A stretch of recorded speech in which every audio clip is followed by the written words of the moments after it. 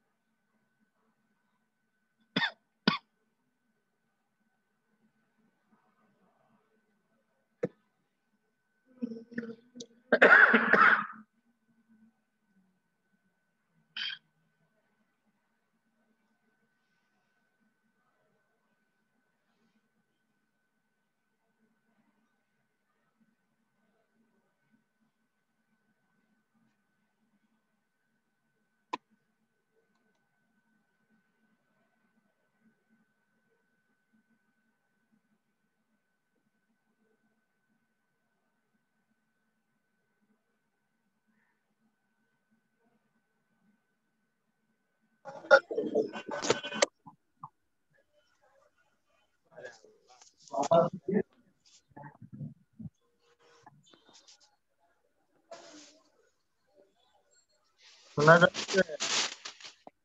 শোনা যাচ্ছে? শুনতে পাচ্ছ মেহরাব? জি স্যার। আচ্ছা, ঠিক।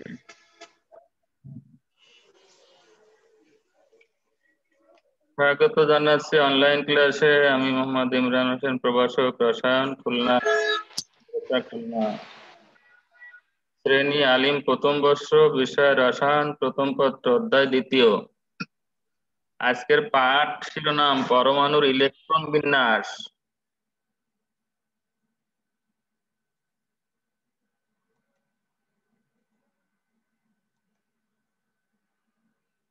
দেখো, শুরুতে দেখি পরমাণুর ইলেকট্রন বিন্যাস কাকে বলে। কোনো পরমাণুর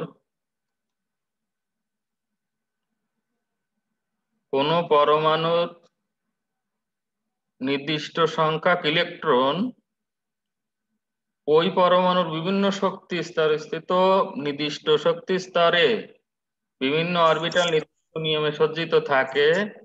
পরমাণুর বিভিন্ন অরবিটাল ইলেকট্রনের এই সজ্জাকে ইলেকট্রন বিন্যাস বলে। যখন স্যার ইলেকট্রন বিন্যাস। হ্যাঁ, ইলেকট্রন বিন্যাসের সংজ্ঞা শুরু করেছি। দেখো, আজকের পাঠ শিরোনাম ইলেকট্রন বিন্যাস। সংজ্ঞা দেখো, এই স্ক্রিনে দেখা যাচ্ছে না? জি স্যার। আচ্ছা, দেখো আমি আবার প্রথম থেকে, কোন পরমাণুর নির্দিষ্ট সংখ্যক ইলেকট্রন ওই পরমাণুর বিভিন্ন শক্তি স্তর স্থিত যে উপশক্তি স্তর আছে, সেই উপশক্তি স্তরের যে বিভিন্ন অরবিটাল, সে অরবিটালে নির্দিষ্ট নিয়মে সজ্জিত থাকে। পরমাণুর বিভিন্ন অরবিটাল ইলেকট্রনের এই সজ্জাকেই বলে ইলেকট্রন বিন্যাস। পরমাণুর ইলেকট্রন বিন্যাস কতকগুলো সাধারণ নিয়ম মেনে চলে। নিয়মগুলো হলো আফবাও নীতি, পলির বর্জন নীতি, হুন্ডের নীতি। এবার দেখো আফবাও নীতি কাকে বলে। আফবাও নীতিটা কি? আফবাও অর্থ হলো বিল্ডিং আপ, উপরে ওঠা। কোন মৌলের পরমাণুতে ইলেকট্রন সমূহ নিম্ন শক্তি স্তরে আগে প্রবেশ করে, পর্যায়ক্রমে উচ্চ শক্তি স্তরে প্রবেশ করে, এটা হলো আফবাও নীতি। এই নিয়ম অনুসারে প্রধান ও সহকারী কোয়ান্টাম সংখ্যার যোগফল, প্রধান কোয়ান্টাম সংখ্যা আমরা জানি n, সহকারী কোয়ান্টাম সংখ্যা l, এর যোগফলের মান দ্বারা অরবিটালের শক্তি নির্ণীত হয়। আফবাও নীতি অনুসারে অরবিটাল সমূহের শক্তি ক্রম, দেখো আমরা এইরকম, দেখো 1s 2s 2p, এরকম 3s 3p 4s3d এইটাই হলো শক্তির ক্রম। কার কি অনুসারে? এটা আফবাও নীতি অনুসারে। দেখো নিম্ন শক্তি স্তর আর উচ্চ শক্তি স্তর কিভাবে, যে n+l এর মান যার কম সে হলো নিম্ন শক্তি স্তর, এবং n+l এর মান যার বেশি সে উচ্চ শক্তি স্তর। দেখো আমরা এভাবে যদি দেখো 1s 2s বাম পাশে আমি দেখাইছি, দেখো serially 1s 2s 2p 3s 3p তারপরে 4s 3d, এরা যে সিরিয়ালি যে আস্তে আস্তে পর্যায়ক্রমে তার শক্তি বৃদ্ধি পাইছে, সেটা হলো তার মান থেকে দেখা যায়। দেখো অনেস এর মান কিন্তু এই যে এন এর মান 1 অনেস এর সময়, এবং এল এর মান যেহেতু এস তাহলে 0, তাহলে 1 অনেস সমান 1, 2 এর সমান কিন্তু 2, 2p মান হলো 3, 3s এর মান 3। এখন এই দেখো 1s 2s সুস্পষ্টভাবে একের পরে 2 বড়, কিন্তু 2p এবং 3s এসে যে দেখো উভয়ে কিন্তু মান n+l এর মান কিন্তু 3 3 এসে গেছে। সেক্ষেত্রে কার নিম্ন শক্তি ধরবো, কার উচ্চ শক্তি ধরবো? যেখানে n এর মান আর এসব ক্ষেত্রে n এর মান যার ছোট তার নিম্ন শক্তি স্তর, এবং n এর মান যার বড় সে উচ্চ শক্তি স্তর। দেখি 2p আর 3s এর ভিতরে 2 হলো n এর মান কম, যেহেতু এটা নিম্ন শক্তি স্তর, কাজেই 2p হলো নিম্ন শক্তি স্তর 3s এর তুলনায়। তাহলে এই জন্যই 2p এর পরে 3s বসছে। এরপরে দেখো 3s এর পরে 3p, এখানে 3p এর মান হলো 4, সেক্ষেত্রে 3s এর তুলনায় 3p বড়। তেমনি ভাবে 3p এর পরে 4s, এখানেও 4s এর মানও 4, এবং 3p আর 4s এর মান 4 পর পর, কিন্তু 3p আর 4s 3p আগে কেন হবে? কারণ কি n এর মান এখানে কম 3, এবং এই 4s এ n এর মান বেশি অর্থাৎ 4। এমনি ভাবে দেখো 3d তে যে কি হয়েছে, 4s 3p এর পরেই কিন্তু 4s এ ইলেকট্রন গেছে, 3d তে যায়নি। 3d এর মান 4s এর তুলনায় বেশি হয়ে গেছে দেখো n+l এর মান অনুসারে। সেক্ষেত্রে দেখো 4s এর মান 4 + 0 = 4, এটা দাখেলে ছিল, এই এই নিয়মটা ছিল। তারপর আবার স্মরণ করার জন্য বলছি, দেখো মনে পড়ে কিনা। না পড়লে এইভাবে এখন দেখলে ওই শুরুর থেকে এর মানে বোঝানো হয়েছে, কোনো অসুবিধা হওয়ার কথা না। দেখ 4s এর মান আমরা 4 পেয়েছি, 3d এর মান কিন্তু দেখো 5 পাচ্ছি। কাজেই 4s এর মান কিন্তু কম বিদায় 3d মান বেশি, এদের 3d থেকে আগেই 4s ইলেকট্রন যাবে। এইভাবে দেখো আমি মান এই প্রত্যেকটার মান 8s পর্যন্ত দেখাইছে স্ক্রিনে দেখো এখানে। আর আমরা যেহেতু ইউটিউব চ্যানেলে দিচ্ছি সেহেতু তোমরা তো দেখতেই পাবে, আর এমনি যদি কারো স্ক্রিনশট দেওয়ার সুযোগ থাকে দিয়ে রাখতে পারো। এইভাবে মান নির্ণয় করা হয়। দেখো এখানে কোনো প্রশ্ন আছে কিনা, এই জায়গায় কোনো প্রশ্ন আছে কিনা, এই জায়গায় না কোন? স্যার। হ্যাঁ বল। আচ্ছা, তাহলে আমি পরবর্তীতে যাই। দেখো এখানে আমরা আফবাও নীতিটার যেভাবে আমরা তৈরি করব, ওই সিলেক্ট করব এই যে 1s less than 1s greater than 2s 2p 3s, এই যে আমরা দেখাইছি। এখানে আমরা এইটা আমরা কিভাবে আনবো, দেখো এইভাবে আমরা আনতে পারি, যেটা আমি আগে এই কত কোয়ান্টাম সংখ্যা, সহকারী কোয়ান্টাম সংখ্যা পড়াশোনার সময় এই ছবিগুলো দেখিয়েছিলাম। আবারও আমি নিয়ে আসি। দেখো 1s প্রথম শক্তি স্তরে একটা অরবিটাল আছে, দ্বিতীয় শক্তি স্তরে দুটো, তৃতীয় শক্তি তিনটা। এইভাবে আমরা এই কমায় দেখাইছি, যেহেতু 8s এর পরে ইলেকট্রন যায় না, এই জন্য ওগুলো লাগে না। তাই এই আমি এইগুলো দেখাই, দেখো যাকে আগে তীর চিহ্ন দিয়ে দেখাইছে, যাকে আগে কাটবে সে আগে ইলেকট্রন যাবে। সেটা আরো একটু ক্লিয়ার করে ছবিতে দেখো, এই দেখো এরকম 1s আগে, তারপর 2s কাটা আছে, 2p, তারপরে 3s, এইভাবে কিন্তু করে এই এই যে আমরা শক্তির ক্রমটা এভাবে কিন্তু লিখতে পারি এই এই ছবি দিয়ে। এই ছবি এর আগেও দেখেছো, এবার আবারও আমি দেখালাম। যদি এখানে তো কোনো প্রশ্ন আসছে কিনা দেখো, কোনো কিছু প্রশ্ন আছে কিনা। না থাকলে আমি পরবর্তী স্লাইডে যাই। আচ্ছা দেখো, দেখো আমরা এবার আসলে এই আফবাও নীতি অনুসারে কয়েক 1 থেকে 30 পর্যন্ত মৌলের ইলেকট্রন বিন্যাস আমি দেখাইছি। এটা আসলে লিখতে অনেক সময় লাগে, তবুও আমি দেখো এই ইলেকট্রন বিন্যাস 1 থেকে 30 পর্যন্ত মৌল, অর্থাৎ প্রথম মৌল হলো হাইড্রোজেন, 30তম মৌল হলো জিঙ্ক। এইখানে আমি ইলেকট্রন বিন্যাস দেখাই। এইখানে হলো তোমার প্রশ্ন যত, এখানে ওই যে সেদিনকে সেই 2, 8, 8 এবং 2, 18, 32, 50 এইভাবে 2, 8, 18, 32, 50 এই যে সিরিয়াল, এখান থেকে সহজে বোঝা যাবে। দেখো আমরা হাইড্রোজেনের ইলেকট্রন এভাবে কিন্তু তোমরা এই যে জানি বলে রেখে দিলে হবে, তোমার বাসায় কিন্তু এই জিনিসগুলো প্র্যাকটিস করতে হয়, ইলেকট্রন বিন্যাস গুলো প্র্যাকটিস করতে হয়। 19টা মৌল আমি গতদিন দেখাইছিলাম, 19টা মৌল ব্যতিক্রম আছে, আর এমনি এই 30টার মধ্যেই কিন্তু 2টা ব্যতিক্রম ইলেকট্রন বিন্যাস আছে, আব্বাও-নীতির ব্যতিক্রম ঘটায়, কারণ অধিক স্থিতিশীলতার অর্জনের উদ্দেশ্যে এই ব্যতিক্রমটা ঘটে, যেমন ক্রোমিয়াম আর কপার। তো যাই হোক, হাইড্রোজেন দেখো 1s1, হিলিয়ামের 1s2, লিথিয়ামের 1s2, 2s2, 2s1, লিথিয়ামের 3টা ইলেকট্রন, বেরিলিয়ামের এরকম 4টা। দেখো এখানে আমরা কার্বন, নাইট্রোজেন সব ইলেকট্রন বিন্যাস যে, এবার আমরা দেখো এই যে নিয়নে দেয় কিন্তু 2 এবং প্রথম সালে 2টা, দ্বিতীয় সালে কিন্তু 8টা। এরপরে দেখো এই যে তোমার প্রশ্ন এখানে আসতেছে যে সোডিয়ামের ক্ষেত্রে 1s2, 2s2, 2p6, 3s1, তাহলে প্রথম সালে 2টা গেছে, দ্বিতীয় সালে দেখো 8টা। এরপরে কিন্তু এই সোডিয়ামের ক্ষেত্রে আর যে 2p-র পরে 2d অরবিটাল কিন্তু নেই, কারণ n এর মান 2 এর জন্য কোনো d অরবিটাল নেই বলে 2d অরবিটাল এখানে অসম্ভব।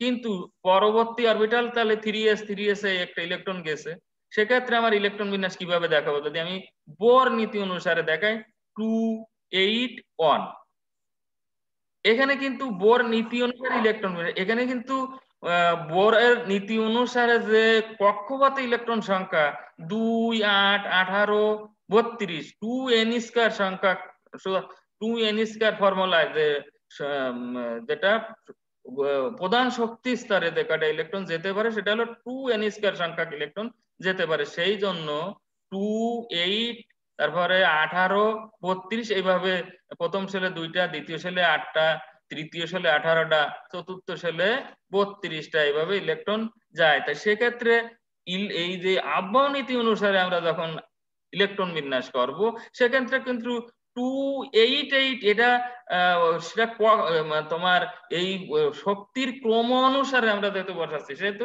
288 কখন আছে, এই দেখো এই যে এই ফসফরাস গেল, সিলিকন, অ্যালুমিনিয়াম, এই সবগুলোর ইলেকট্রন বিন্যাস তোমরা যেহেতু দাখিলে ছিল তোমাদের করেছো, এবং এখন দেখলে মনে পড়তেছে কিনা খেয়াল করে দেখো। তো এখানে ফসফরাসের কিন্তু এই 15টা ইলেকট্রন, এখানে 1s2, 2s2, 2p6, 3s2, 3p2, 3, তাহলে 15টা ইলেকট্রন এখানে। এখানে প্রথম সালে 2টা, তারপরের সালে 8টা, তারপরের সালে কিন্তু 5টা, এমনি ভাবে দেখো।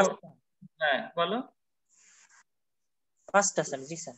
হ্যাঁ, এখন দেখো ক্লোরিনের ক্ষেত্রে যে 7টা, কিন্তু আর্গনের ক্ষেত্রে যে দেখো এই যে 1s2, 2s2, 2p6, 3s2, 3p6, এখানে কিন্তু কি দাঁড়ালো যে আর্গনের সেলে 2টা, তাহলে 288 দাঁড়ালো, কিন্তু এখানে 288 দাঁড়াইছে আর্গনের ক্ষেত্রে।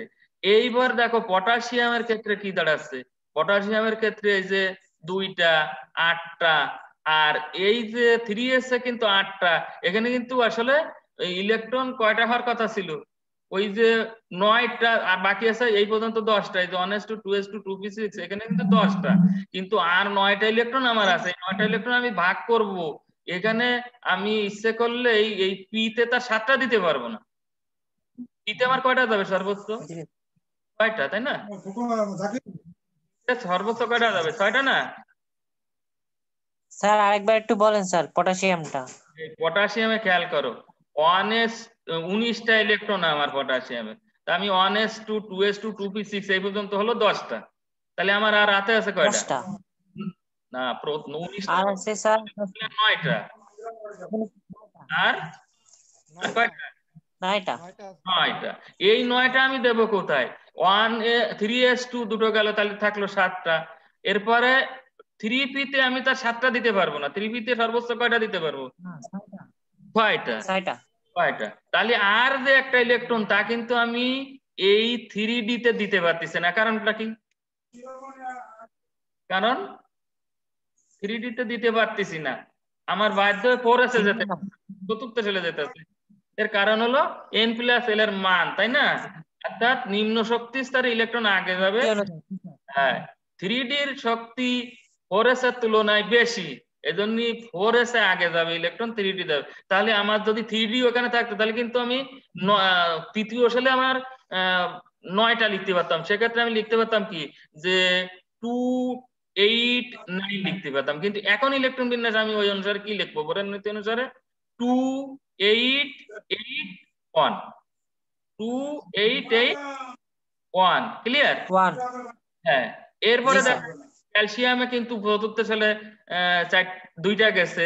সেক্ষেত্রে ওই লিখতে হচ্ছে 2 8 8 2। স্ক্যান্ডিয়ামে যাই দেখো, জি। এইখানে দেখো, এইখানে যে 4s যেহেতু আমার পূর্ণ হয়ে গেল, 4s এ তার আমার দুটোর বেশি ইলেকট্রন যেতে পারবে না আর। তাহলে 4s এর পরে আমি এবার কোথায় যাব? আমরা 4s এ দেখো 3D। হ্যাঁ 3d তে যাব, কারণ আমরা আগের থেকে এর শক্তিক্রম দেখে এসেছি যে 3d 3d এবং 4s এর শক্তিক্রম অনুসারে 4s আগে ভর্তি মানে পূর্ণ করেছে ইলেকট্রন 4s অরবিটালটা দুটো ইলেকট্রন দিয়ে। কিন্তু আরো একটা স্ক্যান্ডিয়ামের ক্ষেত্রে আমার আরো একটা ইলেকট্রন আছে, সেক্ষেত্রে আমি 4s এর পরে 4b তে যাব না 3d তে যাব? তাহলে আমি ডিসিশন নেব হলো কি দিয়ে? 3d এর মানও কিন্তু কত? 3d এর মান 5, 4p এর মানও 5। সেক্ষেত্রে আমি 4p তে যাব না 3d তে যাব? 3d তে যাব। স্যার কারণ হ্যাঁ 3d তে যাব, কারণ কি? কেন যাব? স্যার 3D আপনার স্যার কক্ষপথ আকারে সজ্জিত করা লাগবে। না না, বিষয়টা হলো যে 3d তে আমি এবার 4s এর পরে 4p তে না গিয়ে 3d তে গেলাম কেন? এর কারণ হলো যে n এর মান 3d এবং 4p এর তুলনায় n এর মান কম কার, যেহেতু 3d এরও মান 5, 4p এর মানও 5, তাহলে n এর মান কম কার সেদিকে খেয়াল করতে হবে। n এর মান কিন্তু 3d এর কম। এটা তো স্যার সাদা লেখা কার না স্যার? হ্যাঁ, তাহলে 3d তে আমার ইলেকট্রন দিতে হবে একটা, কিন্তু এবার সজ্জিত করার জন্য আমি কোনো মতে 3d টা আবার 4s এর পরে লিখতে পারবো না, এটা 4s এর আগেই লিখবো। এটা হলো সজ্জিতকরণের বিষয়টা যেটা তুমি বলছো, সজ্জিতকরণের কিন্তু সজ্জিতকরণ বিষয়টা আমি 4s2 এর পরেই আমার আরেকটা ইলেকট্রন ছিল 3d তে দিলাম, কিন্তু আমি লেখার সময় 3d এর 4s এর পরে লিখতে পারবো না। আমি নিয়ম অনুসারে আমাকে 4s এর আগেই 3d লিখতে হবে সাজাইয়ে লেখার জন্য। এটা এটা হলো সঠিক পদ্ধতি। কিন্তু আমি যখন 3d আর 4b এর মধ্যে তুলনা করতে যাব, যে আমি 4s এর দুটো ইলেকট্রন দেওয়ার পরে স্ক্যান্ডিয়ামের ক্ষেত্রে, তাহলে সেই 4s এর পরের দুটো ইলেকট্রন দুটো 4s এর দুটো ইলেকট্রন দেওয়ার পরে যে একটি ইলেকট্রন থাকলো, সেই ইলেকট্রনটা আমি 3d তে দেবো না 4p তে দেবো, সিদ্ধান্ত নেব n এর মানের উপরে। n এর মান এখানে 3d আর 4p থেকে দেখতে পাই n এর মান 3d তে কম, অর্থাৎ n এর মান n এর 3 আর 4p তে n এর মান 4। কাজেই n এর মান যেখানে সেখানে আমরা ডিসিশন নেব। ক্লিয়ার? জি স্যার। আচ্ছা আচ্ছা, এরপরে দেখো আমরা এই টাইটানিয়াম গেলাম, ভ্যানাডিয়াম গেলাম, ক্রোমিয়াম, এইখানে যে ব্যতিক্রম হয়েছে কেন? অধিক স্থিতিশীলতার কারণে, অর্থাৎ ডি তে আমার 10টা ইলেকট্রন থাকতে পারে, আর একটা ইলেকট্রন যদি আনি তাহলে অর্ধপূর্ণ ডি অরবিটাল পাই। সেক্ষেত্রে 4s পূর্ণটাতে 3d রে পূর্ণ করে 4s অর্ধপূর্ণ হলো, ডিও অর্ধপূর্ণ হলো। এই অর্ধপূর্ণ অবস্থায় ওই ক্রোমিয়াম পরমাণুটি অধিক স্থিতিশীলতা অর্জন করে বিধায় 3d তে 4টে না গিয়ে 5টি ইলেকট্রন যায় ক্রোমিয়ামের ক্ষেত্রে। এই ব্যতিক্রমটা এখানে আছে। তারপর দেখো ম্যাঙ্গানিজ। তবে একটা জিনিস, এই যে ইলেকট্রন বিন্যাস গুলো কিন্তু স্ক্যান্ডিয়াম থেকে জিঙ্ক পর্যন্ত কিন্তু একটা পদ্ধতি আমি দেখালে বলেছিলাম, আবার তোমার স্মরণ করা দিচ্ছে। দেখো স্ক্যান্ডিয়াম থেকে জিঙ্ক পর্যন্ত 30টা 21 22 23 24 25 26 27 28 29 30 এইভাবে। দেখো 21 অর্থাৎ 1 2 3 4 5 6 7 8 9, এখানে শুধু তোমার ক্রোমিয়াম ছাড়া এবং ইয়ে ছাড়া, এই যে তোমার কপার ছাড়া আর সবার ওই ডি অরবিটাল স্ক্যান্ডিয়াম মানে 21 মানে ডিতে একটা, টাইটানিয়ামে 22 মানে ডি তে 2টা, এ দেখো আয়রন 26 মানে ডি তে 6টা। এইভাবে মনে রাখলে কিন্তু ইজি। তোমার যে কোনো জিনিস ওই মুখস্থ না করে হঠাৎ করে ওর দিকে যে আমার ভুল গেল না সঠিক হলে বোঝা যায়। কিন্তু যেমন নিকেলের 28টা ইলেকট্রন, তাহলে অবশ্যই ডি তে 8টা। জিঙ্কে 30টা ইলেকট্রন, তাহলে 3D তে 10টা ইলেকট্রন। এভাবে কিন্তু মনে রাখার একটা সুবিধা আছে। যাক, তো আয়রনের ইলেকট্রন, ম্যাঙ্গানিজ আয়রনের ইলেকট্রন বিন্যাস দেখো 1s2 2s2 2p6 3s2 3p6 3d 3d6 4s2, তার মানে 4s2 পূর্ণ ফরজ আর 6টা ইলেকট্রন আমরা 3d তে দিছি। এমনি ভাবে নিকেল কোবাল্ট নিকেল পর্যন্ত আমরা একই নেমে যাই। কপারে যায় দেখো এখানে কি হয়েছে, কপারে কিন্তু আলটিমেটলি নিকেলে যেহেতু 3d8, তাহলে কপারও 3d9 হওয়ার কথা ছিল। সেক্ষেত্রে 4s থেকে একটা ইলেকট্রন নিয়ে 3d তে একটি করে পূর্ণ অরবিটাল করে অধিক স্থিতিশীলতা অর্জনের উদ্দেশ্যে কপারের 3d10 অর্থাৎ 3d তে 10টি ইলেকট্রন প্রবেশ করে। এমনি ভাবে দেখো এই 1s2 2s2 2p6 3s2 3p6 3d10 4s2 এই এভাবে হলো জিঙ্কের ইলেকট্রন বিন্যাস। এরপরে আমি সেদিন তোমাদের ওই ব্যতিক্রমধর্মী যে 100 ব্যতিক্রমধর্মী মৌল 19টা বলেছিলাম, তা আমি প্রথম ওই কোয়ান্টাম সংখ্যার ক্লাসে দেখাইছিলাম। সেটা আমি আজকে যেহেতু পরপর 2টা ক্লাস থাকে এজন্য আজকে সাজাইনি, তবু আমি মুখে বলে দিচ্ছি এই মৌলগুলোর নাম আর কি। আমি মুখে বলে দিচ্ছি ব্যতিক্রমধর্মী মৌলগুলোর নাম বলে দিচ্ছি মুখে। দেখো এখানে দেখো ক্রোমিয়াম, কপার, তারপরে niobium, molybdenum, ruthenium, rhodium, palladium, silver, lanthanum, cerium CE আর কি, তারপরে gadolinium, platinum, gold, actinium, thorium, protactinium, তারপর ইউরেনিয়াম, নেপচুনিয়াম, কুরিয়াম। এই যে 19টা মৌল, এদের ইলেকট্রন বিন্যাসে আব্বায়নীতির তুলনায় একটু ব্যতিক্রম ধর্মী রয়েছে। এটা আমি এই সময় অভাবে দেখাইনি। আর কোনো অন্য সামনে যদি ক্লাস থাকে তাহলে সেই ক্লাসে আবার এই সেটটুকু আমি তোমাদের শুরুতে দেখা দেবো যে তাদের ইলেকট্রন বিন্যাস কোথায় ব্যতিক্রম রয়েছে। তাহলে আমরা যেহেতু আজকে দেখতে পেলাম ক্রোমিয়াম এবং কপার এর এই 1 থেকে 30 পর্যন্ত এই দুটো মৌলর ব্যতিক্রম ধর্মী ইলেকট্রন বিন্যাস রয়েছে। এরপরে দেখো, আচ্ছা বলো এখানে কোনো প্রশ্ন থাকলে বলো। নাই স্যার। আচ্ছা, থ্যাংক ইউ। তাহলে তোমার সেই সমস্যার সমাধান হয়েছে যে এতদিন যে এটা মাথায় জি স্যার। আচ্ছা, তারপর স্যার একটা হলো বোর অনুযায়ী 2n স্কয়ার, হ্যাঁ একটা হলো বোর অনুযায়ী 2n স্কয়ার, আর একটা হলো আহ্বায়নিক অনুযায়ী, এই হলো ভিন্ন। হ্যাঁ হ্যাঁ, কিন্তু 2n স্কয়ার ফর্মুলায় কিন্তু ইলেকট্রন প্রত্যেক শক্তি স্তরে। এখানে দেখো আমাদের এইখানে এসে সেই জিনিসটা এইদিকে খেয়াল করো। এই যে জিঙ্কের ক্ষেত্রে দেখো এই প্রথম সালে 2টা, দ্বিতীয় সালে 8টা, তৃতীয় সালে কয়টা এর জিঙ্কের? 8টা স্যার। হ্যাঁ, তৃতীয় সালে 8টা। আবার বলে 8টা। 8টা। তৃতীয় সালে তাকায় দেখো কয়টা? ও স্যার তাহলে 18টা স্যার, 18টা। এইবার হয়েছে কথাটা ক্লিয়ার হয়েছে। তাহলে দেখা জিঙ্কে যে এইটা ফুলফিল হয়েছে, কারণ আমার 3d অরবিটালে পুরো ইলেকট্রন 10টা হয়ে গেছে। অর্থাৎ তৃতীয় সালে আমার 3টা উপশক্তি স্তর রয়েছে, এস উপশক্তি স্তর, পি উপশক্তি স্তর, ডি উপশক্তি স্তর। জিঙ্কের ক্ষেত্রে আমার এই 3টে উপশক্তি স্তরই ইলেকট্রন দ্বারা পূর্ণ আছে। কাজে আমার এখানে কিন্তু 18টা ইলেকট্রন ওই 2n স্কয়ার ফর্মুলা অনুসারে আমরা পেয়ে গেছি এই জায়গায়। ক্লিয়ার? জি স্যার। জি।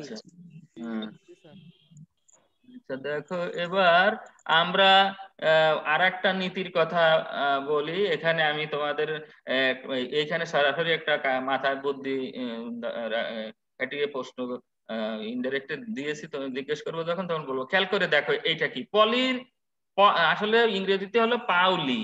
হ্যাঁ, পাউলির বর্জন নীতি বা পলির বর্জন নীতি।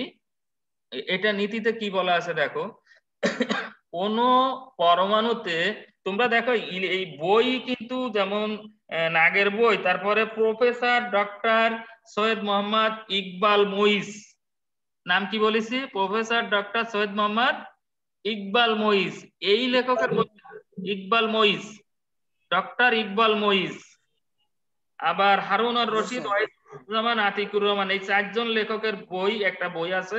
এই দেখো তোমরা এই যে আমার হাতে দেখতে পাচ্ছ কিনা, এই এই বইটা, এই বইটা তোমরা যদি সংগ্রহ করতে পারো, অনেক ওই আগের বইতে যেগুলো জটিল করে ফেলাইছে সেগুলো অত্যন্ত সহজ আকারে এই মইজুদ্দিন লিখেছে, কিন্তু উনার কিছু প্রিন্টিং মিস আছে। সেইটা যদি এই বর্তমান আমার এই বইটা দিয়েছিল অনেক আগে, এই বইটা দেখতে পাচ্ছি যে সম্ভবত এই সংস্করণটা তোমার 18 সালের সংস্করণ, অর্থাৎ 18 সালে দিছিল এই বইটা। তাতে অনেক কিছু ভুল আছে, কিন্তু সেই ভুলটা যে সরলতা এটার বেশি, মানে যেটা নাগের বইতে অত্যন্ত জটিল করে ফেলেছে যে জিনিসগুলো, সেই জিনিসগুলো কিন্তু ইনি সহজ আকারে আনিছে। আর এই 20 সালে যদি উনি, হ্যাঁ, মাহবুব হাসান লিঙ্কন স্যার। লিঙ্কনের না বাবা, আমি বলছি বইটার নাম শোনো, ডক্টর সৈয়দ মোহাম্মদ ইকবাল মঈজ। ইকবাল মঈজ জি ইনার স্যার। বইটা অত্যন্ত সহজ সরল ভাবে ওই তোমার নাগের বইতে, লিঙ্কন ইনাদের বই তো ছাড়াই গেছে নাগের বই, কিন্তু নাগের বইতে যে গুলো জটিল করেছে সেইটা সরল সরল করেছে ইকবাল মঈজের বইতে। আমি বুঝাতে পারছি কিনা? জি স্যার। হ্যাঁ, এই বইটা যদি তুমি কেনো, তাহলে 20 সালে যদি উনার এই কিছু প্রিন্টিং মিস আছে, এই মিস গুলো যদি উনি সেরে থাকে, তাহলে তোমাদের জন্য এই বইটা অত্যন্ত ভালো হবে। আমি আমি ওনাকে বলবো যে আর একটা বই, এই 20 সালের একটা বই আমাকে দিতে, তাহলে তোমাদের বলতে পারবো যে কোথাও ভুল আছে কিনা। যাক, তাহলে এই বইটা তুমি যদি কেনো তাহলে সুবিধা হবে তোমার জন্য। এখানে কিন্তু এই যেমন এই পলির বর্জনীতি এখানে আমি পড়াচ্ছি, এখানে যে সমাধানগুলো যে দেশে সুন্দর করে, সেই সমাধানগুলো কিন্তু অন্যান্য লেখকরা আনেনি, যদিও তারা আনতে পারতো। তারপর যাক, খেয়াল করে দেখো এখানে পলির বর্জনীতি যেমন বললো যে কোনো পরমাণুতে, পলির বর্জনীতিতে বলা হচ্ছে কোন পরমাণুতে 2টি ইলেকট্রনের জন্য 4টি কোয়ান্টাম সংখ্যার মান কখনো এক হতে পারে না। যদিও পরপর 3টি কোয়ান্টাম সংখ্যার মান একই হয়, তবে চতুর্থ কোয়ান্টাম সংখ্যার মান অবশ্যই ভিন্ন হবে। এই যে এই পাউলির বর্জন নীতিতে এই পরমাণুর ইলেকট্রন বিন্যাস সম্পর্কে নিয়ে একটা এই নীতি দিয়েছেন। সেই নীতি অনুসারে দেখো আমরা হিলিয়ামের দিকে যাই, আমরা যদি হাইড্রোজেনের এসে যেতাম, হাইড্রোজেনের ইলেকট্রন কয়টা? একটা। তাহলে কিন্তু বলের বর্জন নীতি অনুসারে আমরা এই চারটা কোয়ান্টাম সংখ্যার মান পেতাম, কিন্তু শুধু হাইড্রোজেনের জন্য, আমি মুখে বলে দিচ্ছি হাইড্রোজেনের জন্য, এটা কিন্তু ইসি মইজির বইতে সরাসরি সব শুরু থেকে দেখাইছে। আমি খালি তোমার বোঝার জন্য এই মুখে বলতেছি। দেখো, হাইড্রোজেনের যদি 4টা কোয়ান্টাম সংখ্যার মান আমরা বের করতে চাইতাম, তাহলে এন এর মান আমরা 1 পেতাম, এল এর মান 0 পেতাম, এম এর মান 0 পেতাম। যেহেতু একটা ইলেকট্রন, তাহলে সেটাকে আমরা ধরে নেবো পজিটিভ, অর্থাৎ ডান দিকেই ঘুরতেছে, সেইভাবে এস এর মান প্লাস আপ ধরে নেবো। এখানে কিন্তু যদি প্রশ্ন করে তোমাকে যে হাইড্রোজেনের 4টি কোয়ান্টাম সংখ্যার সেট তুমি দেখাও, তখন তোমাকে ওই কথা এইভাবে লিখতে হবে, n equal to 1, l equal to 0, m equal to 0, s equal to plus up. এমনি ভাবে দেখো, আমি সরাসরি স্ক্রিনে দেখতে পাচ্ছ হিলিয়ামের ক্ষেত্রে দেখাইছে। হিলিয়ামের ক্ষেত্রে পলির বর্জন নীতি অনুসারে আমরা ইলেকট্রন বিন্যাসটা কেমন করব, যে পলির বর্জনে বলছে যে 4টি কোয়ান্টাম সংখ্যার মান কখনো এক হবে না, যদিও 3টি কোয়ান্টাম সংখ্যার মান পর পর একই হয়েও যায়, চতুর্থ কোয়ান্টাম সংখ্যার মান অবশ্যই ভিন্ন হতে হবে। সেক্ষেত্রে দেখো এই প্রথম ইলেকট্রন এবং দ্বিতীয় ইলেকট্রন, এই দুটো ইলেকট্রনের তুলনায়, যেহেতু পলিবর্ধন নীতিটা হিলিয়াম পরমাণু নিয়ে শুরু করলে সরাসরি ব্যাখ্যাটা সহজ হয়, সেই জন্য হিলিয়াম পরমাণু দেখাইছি। দেখো, প্রথম ইলেকট্রনের জন্য আমরা এই হিলিয়ামে যদি দেখো 1s এরকম 2 নালীকে আমি স্পিন দিয়ে একটা ঊর্ধ্বমুখী একটা নিম্নমুখী চিহ্ন দিয়ে দেখাইছি দুটো ইলেকট্রনরে, যেটা একটা ডান দিকে করে একটা বাম দিকে করে বোঝানোর জন্য, প্লাস আপ মাইনাস আপ দিয়ে। তো সেক্ষেত্রে আমরা এই প্রথম ইলেকট্রনটা, ধরো এই যে এই ইলেকট্রনটার জন্য আমরা পলির বর্জন নীতি অনুসারে কি হবে, দেখো এন এর মান আসলে 1, এস বলতে কি 1 হলো এন এর মান, তাহলে এখানে এন এর মান পেলাম আমরা 1। এখন এল বলতে এখানে কি বোঝায়? এস। আর এল এস 0, তাহলে এল ইকুয়াল টু 0। আর যখন এল এর মান 0 তখন এম এর মানও 0। আর এই ইলেকট্রনটা যখন স্পিন হিসাবে আমরা কোয়ান্টাম সংখ্যা দেখাবো, স্পিন কোয়ান্টাম সংখ্যায় এস দেখাবো, তখন অবশ্যই তাকে ঊর্ধ্বমুখী যদি হয় তাকে আমরা পজিটিভ দিয়ে দেখাতে পারি। তাহলে পজিটিভ অর্থাৎ S equal to plus half দিয়ে দেখাতে পারি। তাহলে দেখো দ্বিতীয় ইলেকট্রনের জন্য যদি আমরা এই 4টি কোয়ান্টাম সংখ্যার মান বের করতে যাই, সেক্ষেত্রে দেখো এই 1s এ n এর মান 1, তারপরে s যেহেতু l এর মান 0, এখানে l এর মান 0 যেহেতু, তাহলে m এর মানও 0। এখন দেখো এই s এ যায় কিন্তু অবশ্যই মাইনাস হাফ লিখতে হবে, কারণ আমার একই অরবিটালে দুটো ইলেকট্রন সবসময় বিপরীতমুখী ঘূর্ণন অবস্থায় থাকে। একটা যদি ঘড়ির কাঁটার দিকে করে, আমরা গতকালকে দেখেছিলাম, আর একটা ঘুরে ঘড়ির কাঁটার বিপরীত দিকে, সেক্ষেত্রে দেখো S equal two minus half. তাহলে দেখা যাচ্ছে যে এই পরপর 3টি হিলিয়াম নেওয়ার ক্ষেত্রে পরপর 3টি ইলেকট্রনের প্রথম ইলেকট্রনের জন্য অর্থাৎ 2টি ইলেকট্রনের জন্য পরপর 3টি কোয়ান্টাম সংখ্যার মান কিন্তু একই হয়েছে, কিন্তু চতুর্থ কোয়ান্টাম সংখ্যার মান কিন্তু এখানে যে ভিন্ন পেয়েছি আমরা। এখন দেখো আমরা একটু প্রশ্নের দিকে যাই, যে তুমি যদি আমরা এরকম একটা প্রশ্ন করলাম যে ধরো কার্বনের এই এই উদাহরণটা বোঝার জন্য, আরো ভালোভাবে বোঝার জন্য আর একটা উদাহরণ দিয়েছি সামনে। দেখো নিচে কার্বনের 6টা ইলেকট্রন আছে আমরা জানি, তাই না? তাহলে 6টা ইলেকট্রনের জন্য কোয়ান্টাম সংখ্যার সেট কি হবে? দেখো আমি একটু এখানে দিয়ে দিছি, দেখো প্রথম 5টা আমি দেখাইছি, ষষ্ঠটা দেখাইনি, ষষ্ঠটা তোমাকে বলতে হবে। এদিক খেয়াল করে দেখো, দুইজনেই আলাদা আলাদা ভাবে বলবা, দেখি দেখে কিভাবে তোমরা যারা অ্যাটেন্ড করেছো তারা প্রত্যেকেই দিতে পারো, উত্তর দেবে, দেখে কারটা সঠিক হয়। এটা একটা বোঝারও বিষয় এবং বিষয়টা অত্যন্ত মাথার ভিতরে তোমাকে চিন্তারও বিষয়, যে অত তড়িঘড়ি না চিন্তা করে এমনি চিন্তা করে উত্তর দেবে। যাই হোক আমি দেখাচ্ছি। দেখো আমার মোট কার্বনের 6টি ইলেকট্রন, 1s2, 2s2, 2px, অর্থাৎ পি তে আমার 3টে অরবিটাল। এই 3টে অরবিটাল আমরা হুন্ডের নিয়ম নিচে দেখাইছি, হুন্ডের নিয়ম অনুসারে 3টে অরবিটালে আলাদা আলাদা ভাবে ইলেকট্রন যাবে। সেক্ষেত্রে 2px, 2py, 2pz, এই 2p অরবিটালটা আমরা 3টে মানে পি উপশক্তি স্তরের 3টে অরবিটাল আমরা জানি, যেটাকে px, py, pz দ্বারা প্রকাশ করি, কালকে আমি দেখাইছিলাম। তো এই px, py, pz সবই কিন্তু 2p-র জন্য, অর্থাৎ 2p, 2px, 2py, 2pz। যেহেতু আমার ইলেকট্রন মোট 6টা, তা 1s এ দুইটা দিছি, 2s এও দুইটা দিছি, কিন্তু 2p তে যে এইখানে যে হলো আমার ইলেকট্রন দিছি x এ একটা, p তে একটা, আলাদা আলাদা অরবিটাল, কিন্তু 2px একটা অরবিটাল, 2py আর একটা অরবিটাল, 2pz অরবিটাল। যদিও দ্বিতীয় শেলেরই 2p-র পি অরবিটালই, কিন্তু p তেই 3টি অরবিটাল রয়েছে, অর্থাৎ p শক্তি স্তরকে হ্যাঁ মানে আমার সময় সংকেত দিচ্ছে, অল্প সময় আছে, দেখ। তো দেখো খেয়াল করে, তাহলে আমার প্রথম ইলেকট্রনের জন্য আমি কি পাবো? দেখো এই যে প্রথম ইলেকট্রন বলতে 1s এর মাথার পরে যে দুটো, তার সেই প্রথমটা এবং দ্বিতীয়টা, এই মান কিন্তু এই প্রথমটার মান হিলিয়ামের মতোই, এস হাফ এবং S minus half, plus half এবং মাইনাস হাফ যায় প্রথম দ্বিতীয় ইলেকট্রনের ক্ষেত্রে পেয়েছি। তৃতীয় ইলেকট্রনের ক্ষেত্রে যায় কি করলো, তৃতীয় ইলেকট্রন বলতে 2s এর মাথায় যে দুটো ইলেকট্রন আছে দেখো, তাহলে 2s এর ক্ষেত্রে n এর মান এখানে আমার তৃতীয় ইলেকট্রন আর কি, তৃতীয় ইলেকট্রন 2s এ যায় পৌঁছাইছে।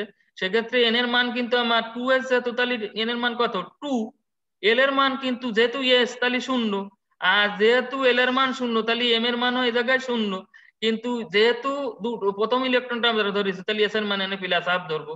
চতুর্থ ইলেকট্রনের ক্ষেত্রেও কিন্তু ওই সেই 2s এ গেছে যে ইলেকট্রনটা, সেক্ষেত্রেও কিন্তু n এর মান 2, l এর মান 0, m এর মান 0, s এর মান এক্ষেত্রে আমরা মাইনাস হাফ ধরবো। এখন দেখো এই পঞ্চম ইলেকট্রন যে গেছে কোথায় কোথায়, পঞ্চম ইলেকট্রন একটা গেছিল 2px এ, আর ষষ্ঠ ইলেকট্রন গেছে 2py তে। এই যে দুটো ইলেকট্রন তোমার আমরা শেষের যে দুটো ইলেকট্রন গেছে, শেষের যে ইলেকট্রন দুটো গেছে, এখন আমরা সে তার এই 4টি কোয়ান্টাম সংখ্যার যে সেট, এই সেটটা কি হবে? দেখো পঞ্চম ইলেকট্রনের জন্য n এর মান 2, L এর মান 1, M এর মান -1, যেহেতু L এর মান 1 যদি হয় তাহলে M এর মান পাবো -1 0 +1 এরকম পাবো। তাহলে আমি M এর মান যেহেতু -1 দিয়ে শুরু করেছি, -1 দিতে পারি L এর মান 1 হলে, তাহলে M এর মান -1, S এর মান +1। এখন হলো প্রশ্ন, এই যে 2p-y তে যে ইলেকট্রন গেছে সেক্ষেত্রে ষষ্ঠ ইলেকট্রন এই 2p-y তে এই ষষ্ঠ ইলেকট্রনের এই সেটের মান কি হবে সেটা আমাকে বলো। স্যার ষষ্ঠ ইলেকট্রন হবে স্যার n এর মান স্যার কত? 2 স্যার n হ্যাঁ n2 হ্যাঁ l হবে n-1 n-1 equals to 1 n এর মান কত? l এর মান n এর মান হলো 1 স্যার l এর 1। মান হ্যাঁ, আর m এর মান? m এর মান স্যার 0 আচ্ছা 0। তাহলে তোমার s এর মান কত? s এর মান sir half sir plus half হ্যাঁ রাইট, +1/2। এই ত্রুটিগুলো কিছু কিছু বইতে লিখেছে, মানে কিন্তু -1/2 বলে ফেলেছে, কিন্তু আসলে ইলেকট্রন আছে একটা। মেহরাব হয়েছে, ওর উত্তরটা হয়েছে মেহরাব? আর তোমরা আর যারা জয়েন করছো, হ্যাঁ হয়েছে ওর উত্তর? মানে আছে? প্লাস হাফ হবে। হ্যাঁ, এস এর মান -1/2 হবে না +1/2 হবে ষষ্ঠ ইলেকট্রনে? ষষ্ঠ ইলেকট্রনে +1/2 হবে, তাই না? প্লাস +1/2। Half plus half. আচ্ছা, তো ঠিক আছে। তো এইভাবে যদি আরো তোমাদের চাই যে ধরো এমনি ভাবে লিথিয়ামের ইলেকট্রনের কোয়ান্টাম সংখ্যার সেট চাই, তারপরে যে কোনো মৌলের কোয়ান্টাম সংখ্যার সেট যদি চাই, এবং এরকম প্রথম ইলেকট্রন দ্বিতীয় ইলেকট্রন মেডিকেলের প্রশ্নে দেখেছি এভাবে সেট দেখায় যে নাইট্রোজেনের সপ্তম ইলেকট্রনটির সেট দেখাও, লিথিয়ামের তৃতীয় ইলেকট্রনটির সেট দেখাও। সেক্ষেত্রে ওই 4টা অপশন দিয়ে থাকে, সঠিক উত্তরটা এইভাবে, এই জ্ঞান এখানকার যে এই ধারণাটা যদি তোমার থাকে তাহলে তুমি ভালোভাবে উত্তর দিতে পারবে। দেখো হুন্ডের নিয়ম আমি হুন্ডের নিয়মের ক্ষেত্রে দেখো সমশক্তি সম্পন্ন ইলেকট্রন গুলো সম্ভাব্য সর্বাধিক অযুগ্ম অবস্থায় প্রবেশ করে এবং একই স্পিন যুক্ত থাকে। যেমন দেখো নাইট্রোজেনের ইলেকট্রন বিন্যাস আমরা হুন্ডের নিয়ম অনুসারে 1s এই বিপরীত স্পিন টু 1s2 2s2, এরপরে ওই যেটা ওই আগে যেটা দেখালাম যে সেটাই হলো হুন্ডের নিয়ম অনুসারে এখানে আবার দেখাইছি। দেখো এই যে 2px1 2py1 2p, যেটা এটাও অর্ধ তীর চিহ্ন আকারেই দেখাইতে হবে এটা এখানে এভাবে। সমশক্তি সম্পন্ন বলতে কি বোঝায়? 3টি p অরবিটাল দ্বারা সমশক্তি সম্পন্ন, 5টি d অরবিটাল দ্বারা সমশক্তি সম্পন্ন, 7টি f অরবিটাল সমশক্তি সম্পন্ন। এই এরা হলো একই সাথে যখন থাকে p, অর্থাৎ p অরবিটালে যে 3টি v শক্তি স্তরের যে 3টি অরবিটাল আছে তাদের শক্তি সমান। ডি অরবিটালের ডি উপশক্তি স্তরে যে 5টি অরবিটাল আছে তার শক্তি সমান। এফ উপশক্তি স্তরে যে 7টি ইলেকট্রন আছে তা আর শক্তি, তাদের শক্তি পরস্পর সমান, এই জন্য এদেরকে সমশক্তি সম্পন্ন বলা হচ্ছে। দেখো হুন্ডের নিয়ম অনুসারে এখানে আমি দেখাইছি। দেখো এই যে তোমার নাইট্রোজেনের ইলেকট্রন বিন্যাস দেখো 1s2 2s2 2px1 2p1 2pz1 সাধারণ পদ্ধতিতে আমরা এরকম দেখাই, কিন্তু বক্সের মতো যদি দেখায় দেখো এরকম 1s2 2s2 2p1 2pz1 2py1 2pz1 এরকম বক্সের মতো যেমন দেখানো হয় এভাবে বক্সের পদ্ধতিতেও দেখানো যায়। ঠিক আছে, কিন্তু তুমি এই দেখো এই যে হুন্ডের নিয়ম, এই যে নাইট্রোজেনের 3টা ইলেকট্রন আছে, তো এই 3টা ইলেকট্রন পিতে আছে, 7টা ইলেকট্রনের পিতে আছে 3টা, এই 3টে তুমি ইচ্ছে করলে এরকম দিতে পারো না। এই দেখো ভুল পদ্ধতিটা নিচেই দেখানো আছে। দেখো তুমি ইচ্ছে করলে এই যে 3টে ইলেকট্রন 2p(x) এ তুমি 2টা দিয়ে দিলে আর একটা দিলে 2p(y) তে, এরম দিয়ে এখানে শূন্য রাখলে একটা, এটা কিন্তু হুন্ডের নিয়ম অনুসারে ইলেকট্রন বিন্যাস হবে না, সঠিক পদ্ধতি হবে এই এই হ্যাঁ হ্যাঁ বলো। অরবিটাল কি হুন্ডের নিয়ম মানে? সবটাই মানে না, যেটা যেটা মানে, যেমন 1s অরবিটাল তার হুন্ডের নিয়ম মানছে না, 2s অরবিটাল হুন্ডের নিয়ম মানছে না। এটা দেখো আমি এখানে লিখে দিছি যে এস অরবিটালের জন্য হুন্ডের নিয়ম নীতি প্রযোজ্য নয়, এটা লিখছি। এবং সব মৌলই, যেমন ধরো নিয়ন, নিয়ন কিন্তু মোট 10টা ইলেকট্রন, এখানে কিন্তু হুন্ডের নিয়ম মানতেছে না নিয়ন, কিন্তু নাইট্রোজেন, অক্সিজেন, এই যে অক্সিজেন দেখাইছে অক্সিজেন, এরা হুন্ডের নিয়ম মানে। ঠিক আছে? জি স্যার। আচ্ছা, এরপরে দেখো আমি মূল্যায়নের জন্য কয়েকটা প্রশ্ন দিছি যে ইলেকট্রন বিন্যাস কাকে বলে, আব্বাও নীতিটি ব্যাখ্যা করো, পাউলির বর্জন নীতিটি লিখো, হুন্ডের নীতিটি ব্যাখ্যা করো। হ্যাঁ, এরপরেও তোমাদের ওই যে যেটা বললাম যে ডক্টর ইকবাল মহিজির বইতে দেখবে এই কোয়ান্টাম সংখ্যার সেট, এখানে তুমি অনেকগুলো উত্তর সহজেই পাবে। এই সেট গুলো তুমি বাড়ি বাসাতে যখন এই আবার বই দেখবে, তো দেখলে সে নাগের বই দেখো, যে বই দেখো, তুমি আবার বারবার প্র্যাকটিস করো, দেখবা ওই যে কোয়ান্টাম সংখ্যার যে সেট, এই প্রশ্নটা কিন্তু ক্রিটিক্যাল প্রশ্ন আসে মেডিকেল ইঞ্জিনিয়ারিং এই প্রশ্নগুলো, বা বিশ্ববিদ্যালয় ইউনিভার্সিটিতে ভর্তির সময় কেমিস্ট্রি অংশে এই যে প্রশ্নটা দেয় সেট যে যেটা, এটা কিন্তু অনেক সময় ছাত্ররা ভুল করে বসে। এইটা যাতে প্র্যাকটিস করলে বাসায় যদি তুমি ভালো করে প্র্যাকটিস করো, তাহলে এই সম্পর্কে ভালোভাবে। ধন্যবাদ সবাইকে, ভালো থাকো, সুস্থ থাকো।